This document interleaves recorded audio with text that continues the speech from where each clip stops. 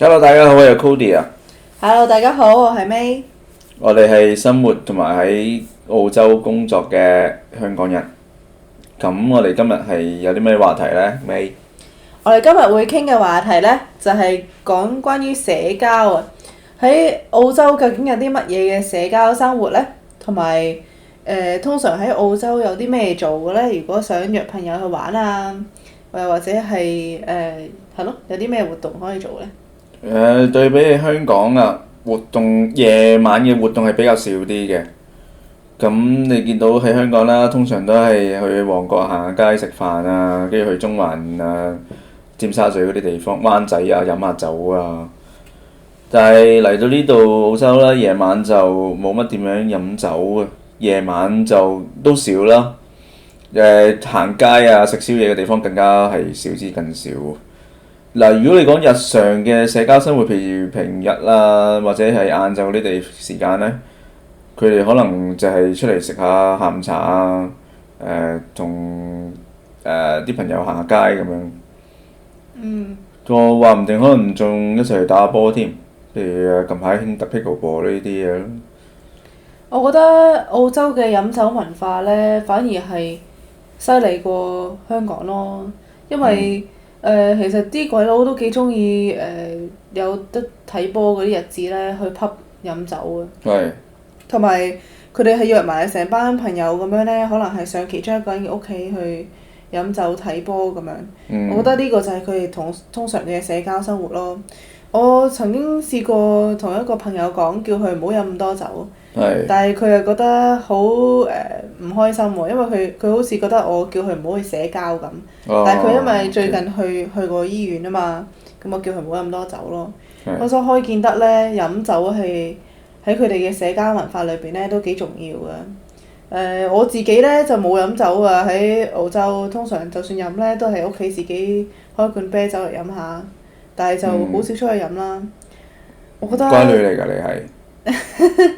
我覺得飲酒其實好傷身啦，如果飲得太多，同埋飲酒有陣時呢，即係好容易即係出邊飲酒呢，好容易俾人偷嘢啊，或者女仔嘅話更加要小心啦，俾人係咯。講得冇錯。你話講緊去人哋屋企飲酒喎，其實呢度都好興去朋友屋企BBQ 嘅喎。無論係用 gas 爐啊，或者用炭燒喎，用炭燒更加好味啦，整啲嘢食。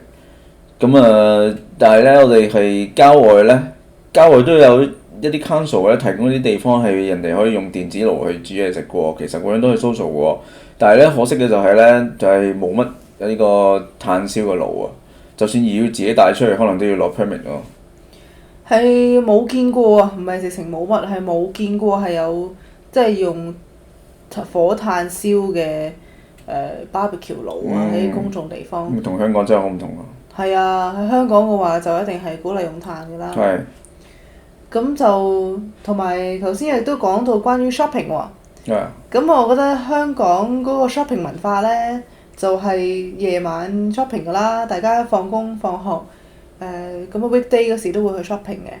但係喺澳洲呢，就唔同咯，澳洲我覺得啲人可能淨係禮拜六日先至真正去 shopping 咯，好多時候佢哋都係日頭去返工，跟住夜晚放工就返屋企咯。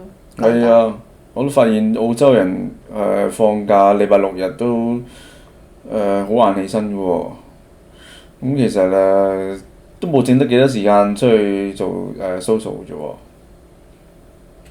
其實晏起身呢，可能真係一個習慣嚟嘅。但係我覺得澳洲人就係即係少啲好似我哋咁樣有夜街行咯。不過有聽講過喺澳洲有星期四五定星期五六啊，係開得夜啲㗎嘛。星期禮拜四、禮拜五。禮拜四、禮拜五啊嘛，開到去11點。通常都9點嘅。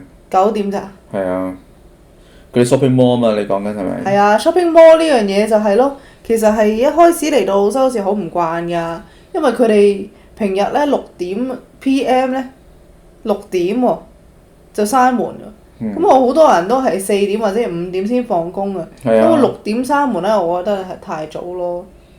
但係呢個已經係一個即係佢哋嘅正常嘅開業時間。冇錯啊，其實你都唔好話去玩娛樂啊，或者食餐飯咁樣啊。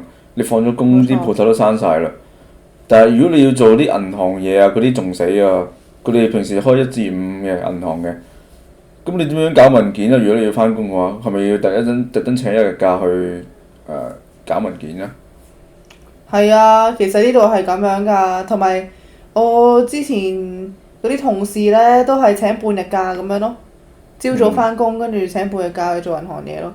但係銀行呢，其實香港都係閂得早嘅，但係呢度呢，係即係連其他基本嘅 shopping 都閂得早咯，即係譬如去 Woolies 啊、Coles 啊買嘢，其實好多收8點咁樣嘅喎，啲商場又係早閂。係8點都好啲，咁其實大部分人放工嘅時間都係大約係5點左右啦，5、6點。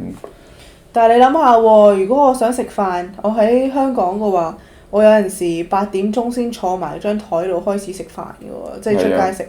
呢度係8點閂門嘅喎。所以呢度嘅生活習慣，我睇得到呢啲澳洲人食晚飯嘅時間都係比香港人早啲嘅喎。譬如喺6點已經開始食晚飯。冇錯啊，會啊，係比較早啲啦。但係又唔知係咪真係早瞓啲呢？其實又真係唔知喎，可能要食餐宵夜，不過出面冇得食咯。其實真係好神奇嘅。係啊。我喺澳洲呢，亦都留意到一樣嘢，就係快餐咯。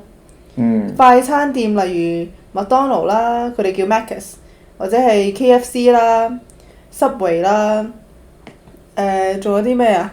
仲有嗰啲其他快餐公司，例如係 Kebab 算唔算啊 Kebab 啦，係咯，呢啲咁樣嘅快餐呢，其實係非常之流行，尤其是係宵夜嘅時候。咁樣其實係因為佢哋一過咗8點半啊，或者9點左右呢個時間呢，根本冇其他選擇。佢又冇得去shopping 啦，又其他食肆又閂晒門啦，基本上淨係得翻快餐。同埋有好多 suburb 嘅地方呢，都係最近嘅選擇都係快餐。咁我覺得呢個飲食文化呢，其實係好唔健康啦。但係澳洲就係咁樣咯，開24小時嘅地方就係快餐。係咁，即係夜晚有時啲肚餓，瞓唔着，咁想食嘢又冇食到，食唔到健康嘢，咁都即係嗱，你有夜瞓之餘呢，跟住又食唔到健康嘅嘢，跟住雙重嘅打擊健康喎，根本就係。係啊，不過如果講翻到去社交嗰度呢，我覺得係即係啲澳洲人呢，好多時佢哋社交活動呢，一係就係飲酒，一係就係都唔知㗎。佢哋有陣時係就咁坐喺度同見到啲朋友喺度飲咖啡咁樣咯，即係咖啡嗰度飲咖啡。係啊，佢哋澳洲人真係好中意飲咖啡咯。佢哋夜晚啊臨走即係做客人嗰陣時，你去探訪你朋友啊，嗰個 host 嘅主人同你講你要飲杯咖啡先走啊。但係嗰陣時都6點幾啦，其實係咪唔使瞓覺嘅呢？嚇？有啲人飲咖啡好似飲水咁樣嘅喎，但係有啲人飲咖啡又特別提神嘅喎。我覺得其實澳洲人係好中意咖啡，非常之喜歡咖啡。跟住就算有一啲正餐，即係買正餐嘅地方呢，都一定會有一啲係沖咖啡，即係咖啡機去沖咖啡嘅，即係好認真咯，我覺得。咁咪真係澳洲啲咖啡係特別好飲嘅。咁同馬來西亞咖啡馬來西亞咖啡雖然係濃啲嘅，但係唔係嗰種豆嘅味啦。去台灣飲個咖啡係煎出嚟係燶嘅，啲咖啡係我唔知點解係佢哋嘅文化係咁樣，定係佢哋覺得好飲啊？其實我唔知，不過我就覺得唔啱我口味咯。但係澳洲啲咖啡真係好似用豆煮出嚟，好新鮮嘅豆香味啊，又唔會過燶啊，烘出嚟煮出嚟嗰啲奶又澳洲啲奶油好飲啦，溝埋落去。咁我哋飲咖啡唔一定淨係溝奶喎，仲可以溝豆奶呢。豆奶嘅咖啡就更加好飲喎。係啊，我通常 order 豆奶多啲。係啊，係啊，其實有呢個選項，咁即係澳洲真係特別多選擇嘅喺咖啡上面。係咯，咁呢個健康嘅話題啊，話呢個生活啊，social 嘅問題，我哋就講到而家呢度先啦。下次我哋翻嚟再講第二節啦。好啦，多謝大家，拜拜。